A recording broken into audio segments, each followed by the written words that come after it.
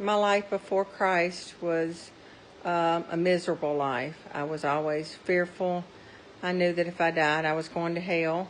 I didn't have much of a childhood that went to church. We never went to church unless somebody came by and picked us up for vacation Bible school, or the teens at our Presbyterian church close by.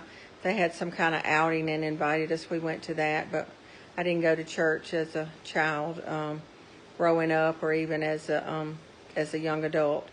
I was miserable and made life miserable for Larry and my children, and was just unhappy and just scared. Very fearful, selfish person. I remember Larry's aunt that I came to love and know. She was always joyful and happy and had it all together. And I just asked her one day, I said, why are you always so happy and why are you so joyful? She said, it's the joy of the Lord. And I said, what do you mean? And she said, after Christ saved me, I just have joy all the time. I have peace. And I said, well, I want what you have. And so she invited me to Calvary. Amy was 5 years old the day that we went, and there was a Gideon speaker there.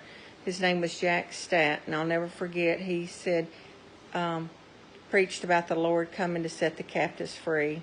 And I knew that I was a sinner. I knew before I went that if I died, I was going to hell. What little bit of witnessing that I had came back from a Pentecostal background.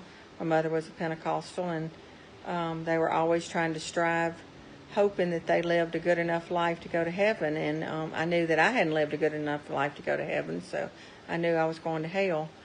But anyway, Larry's aunt invited me to church, to Calvary, and before the message was almost over, I was down the aisle because I knew that if I died, I was going to hell.